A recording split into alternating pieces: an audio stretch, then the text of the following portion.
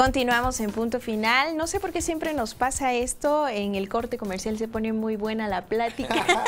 Pero bueno, también hacemos partícipes a todo el auditorio de MBM Televisión. Y bueno, comentábamos hace unos momentos en la pausa de esta difícil situación de impartir clases, de educar a niños en las comunidades. Oaxaca es un estado especial, hablamos sí de un estado con un retraso, un estado pobre y todo, pero es un estado también rico en cultura y todas estas cuestiones obviamente influyen mucho al momento de enviar a un maestro a una comunidad a impartir clases. Fíjate que una de las cosas que estábamos viendo, si tendríamos que hacer una reforma cultural, no solamente una reforma educativa, una reforma cultural profunda. ¿Y cómo sería? Ligada a una reforma económica, una reforma social, etcétera. Es decir, ¿a quién va a beneficiar determinada reforma? Eso es bien importante. Pero aparte, vamos a ver, muchas gentes dicen, es que los maestros no se dejan evaluar. Bueno, y hay esas gentes que nos están diciendo eso, han ido a esas comunidades alejadísimas en donde tienes que llegar pues echando el bofe, ahora sí, claro, que te tardas 2 o 3 días para llegar, que caminando, no ves a tu familia, que no tienes la alimentación adecuada, inclusive a la que estás acostumbrado, no tienen ni los servicios públicos, en ocasiones ni siquiera la capacidad de una comunicación adecuada. Sí. Por eso se va perdiendo, inclusive para muchos maestros, su capacidad de manejo, donde no te llegan los libros, o te llegan los libros y bueno, pues ya te los leíste. Y otra información, ¿cómo te llega? Claro. Sí. Y entonces esos maestros los quieres meter a una evaluación general. ¿Sí? Claro. Y yo nada más te digo, por el sueldo que ellos reciben, ¿cuántas gentes estarían dispuestas a ir a esos lugares? Y primero tendríamos que ver eso.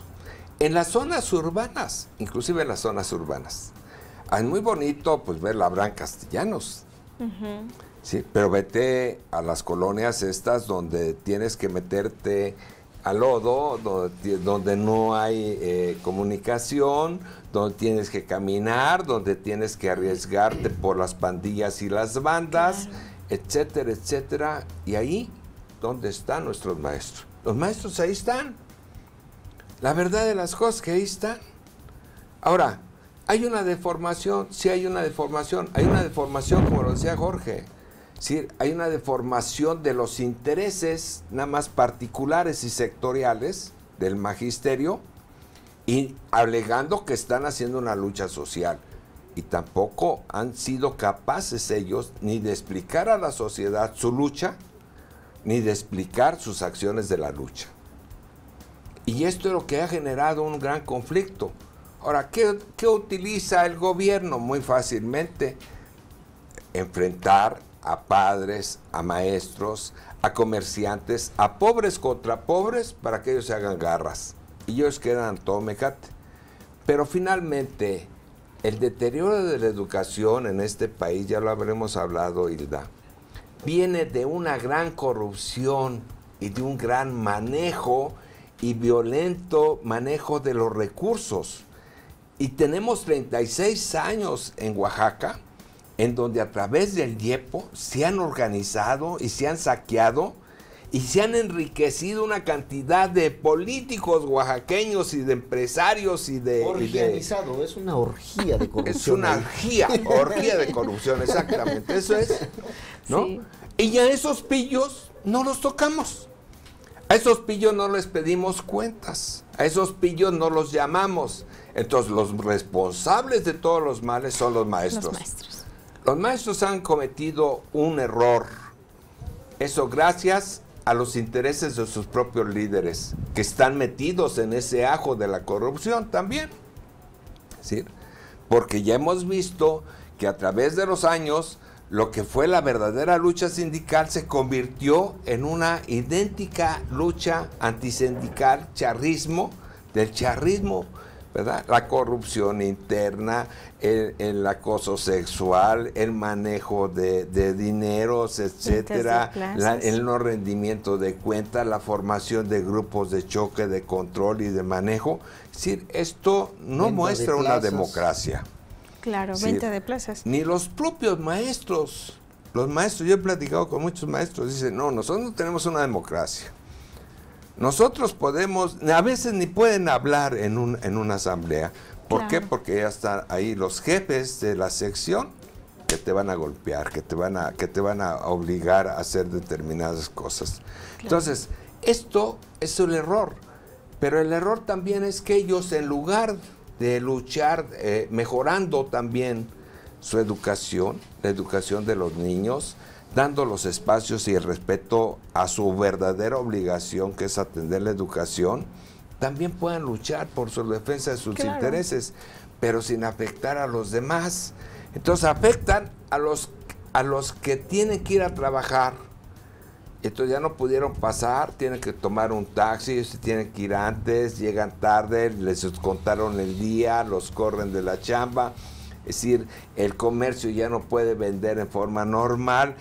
Vamos a entender que aquí es un comercio muy pequeño, entonces a los únicos que han beneficiado son a los grandes comerciantes y a las grandes empresas.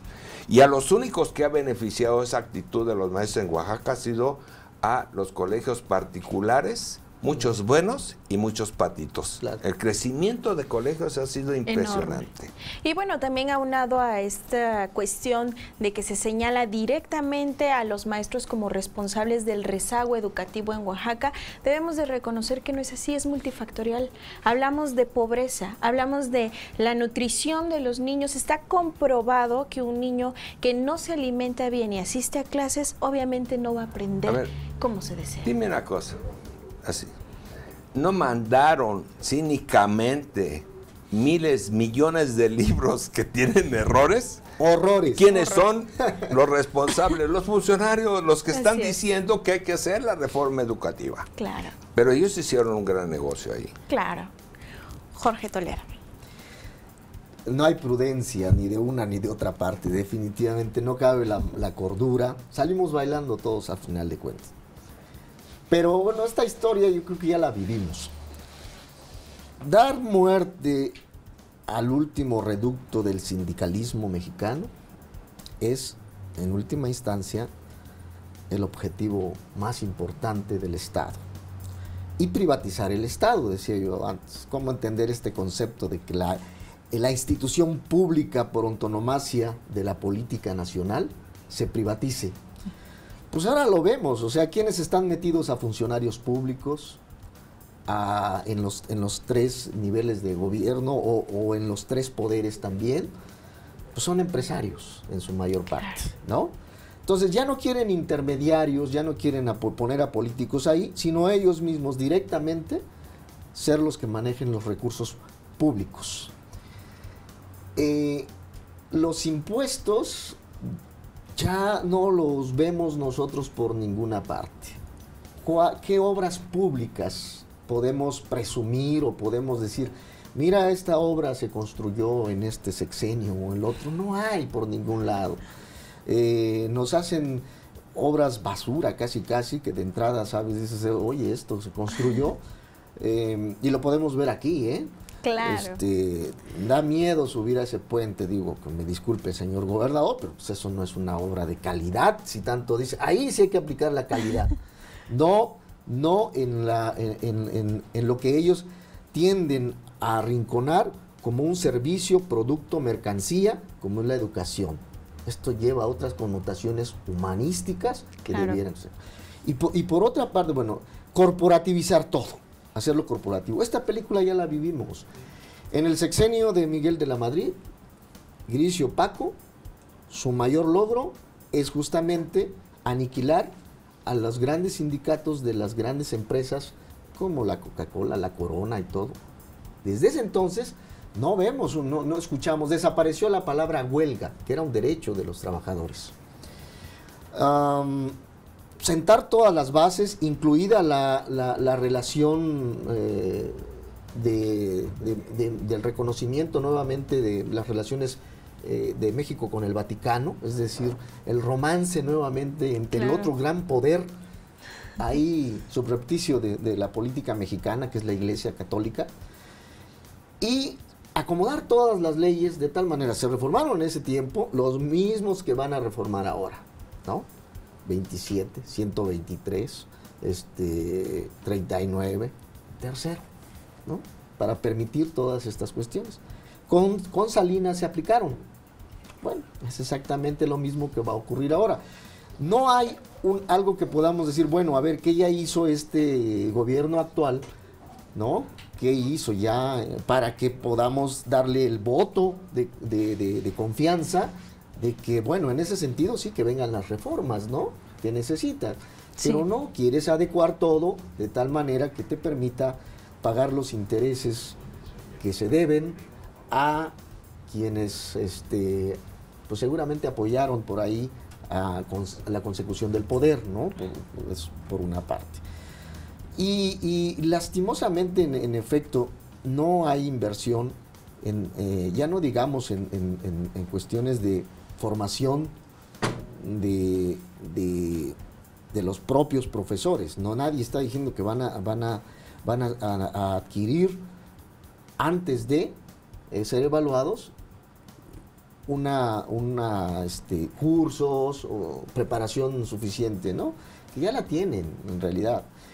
Pero ni infraestructura, ¿no? Donde trabajen, tampoco están pensando en invertirle a la infraestructura, sobre todo en estados Claro. como Oaxaca, Chiapas, Guerrero, donde la pobreza, Hidalgo, donde la pobreza sí se siente, ¿no? Entonces, no, todo es adecuarlo de tal manera que los grandes capitales estén contentos, ¿no? Así es. Importante esta opinión. ¿Nos puedes dar tu cuenta de Twitter para que también te hagan llegar sus opiniones? Cómo no, con todo gusto. @JTPeto. JTPeto, todas mayúsculas. Todas mayúsculas. @JTPeto. A la orden. Con este comentario vamos a hacer una pausa. Regresamos a Punto Final.